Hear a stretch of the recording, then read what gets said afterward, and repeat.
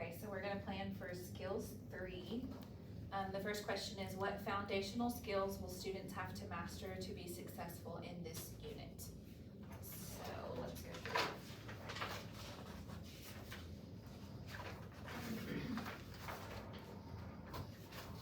So on page 1 of the teacher guide, it says the list of sounds and spellings taught in this unit.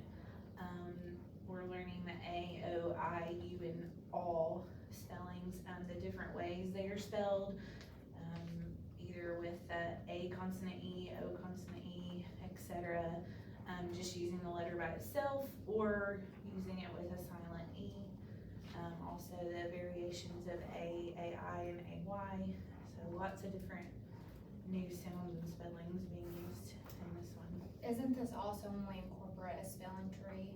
So that's something we will need to look into putting up. Okay. Yes.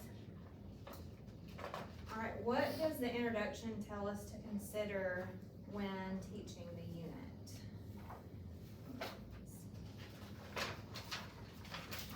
On page 2, it says, as you introduce spelling patterns, you'll notice that some words are previously introduced as tricky words, but beginning in this unit, they're no longer needed to be classified as tricky words because we're gonna introduce those newly taught spelling patterns throughout these lessons. And then spelling achievement generally trails reading achievement on page 3.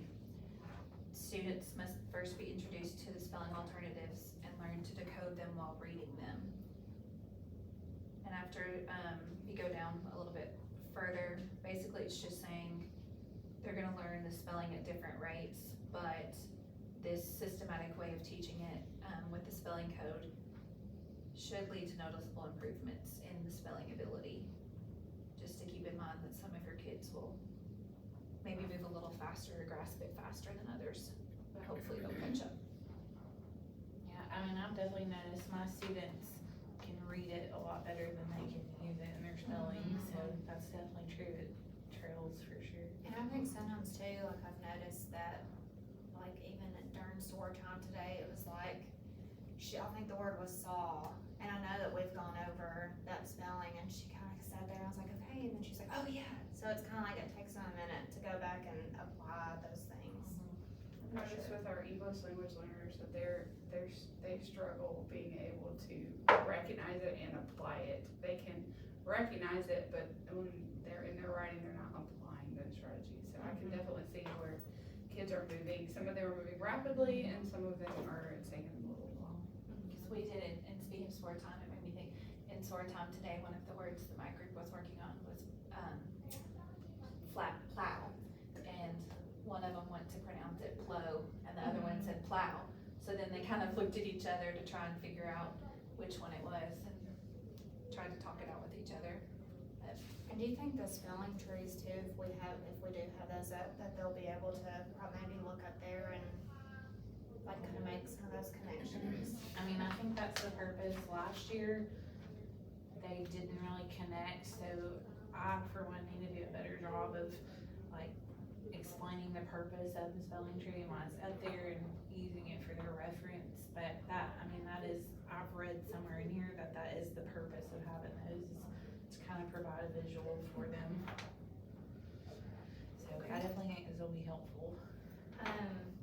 One thing I think that's helpful too are the materials that are in here. So it's like, I noticed that they do have the spelling leaf entry template, so we don't have to make those ourselves, which saves a lot of time. And I think too, there's the spelling alternatives, observation records, so any of like the assessments that you have to do, that's provided in the teacher resources section in the back. Also, they have the writing processes back there also, I noticed. And there was something else I was thinking about that I saw. Oh, they have a game board and cards also supplied for it, so if you need that, it's in the back. Okay. So Anna kind of talked about some of the materials, and let's move on to the next question. It says, thinking about possible student misconceptions, which pausing point activities do you anticipate having to complete? And then one that I had thought of was that my students, I feel like, and maybe not, I'm just thinking ahead, I feel like they might struggle with, adding S or ES to the end of words and knowing when to put an S, when to put an ES, just because over years of teaching it, sometimes that can be something kids struggle with. And so there are pausing point lessons in the back of the book that you can pull for that one. And so pausing points, 30, I think it was, I saw 30 and 32 would be good to just reinforce that. So that's just one area I feel like they might need extra help on. Also, we were talking earlier about they're able to identify these spellings and reading more quickly than spelling. So these sorts, I think, will be good to help with, like, yes, they have to identify them in reading, but they also have to write them as well. So maybe that'll help reinforce some of those spellings as we're learning them. I was even thinking too, like, pulling some of those and going back over them during RTI time, because I mean, they're just, some of those things they're still struggling to apply. I mean, it's just so nice already having those things pre-done, so you don't have to go search for the activities.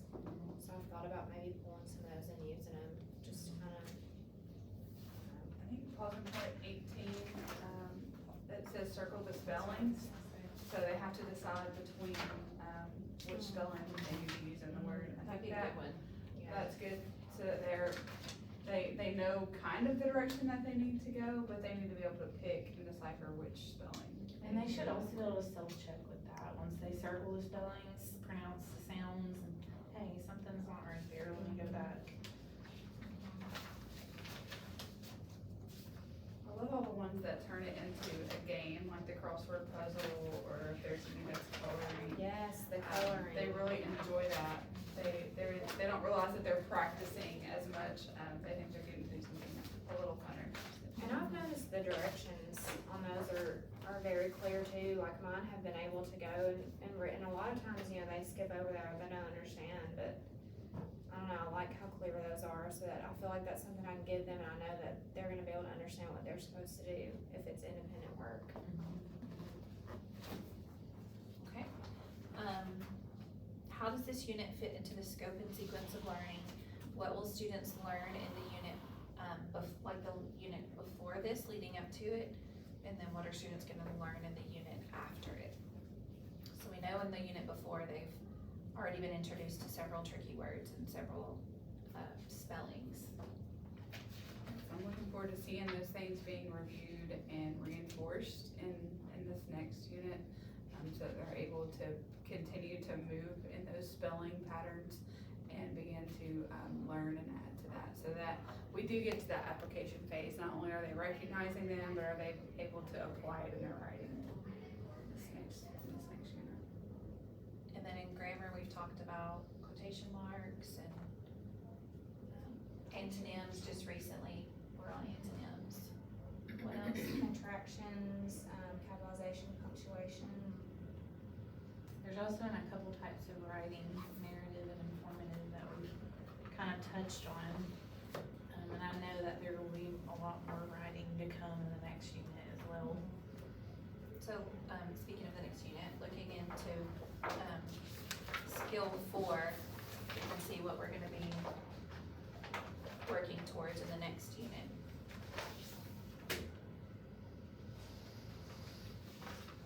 Looks like continuing tricky words and learning some new spellings. As plural nouns, apostrophe S.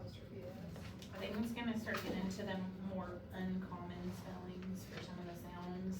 So we've kind of gone over the ones they should already know from first grade, and now they're getting into some of those newer ones that they may not have been introduced to before. And ones that, you know, may only be used a few times, so definitely a little more difficulty there. I think too, you can see how some of it goes into knowledge also, like I know right now we're talking about persuasive writing a little bit, in knowledge 5, and then this is also talking about writing persuasive letter, so that's nice, they kind of go in hand in hand. As present and past tense verbs. I noticed on here it's showing changing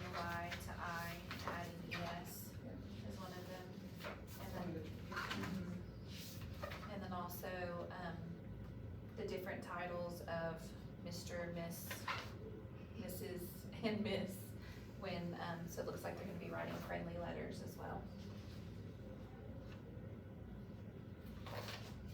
Anything else you notice?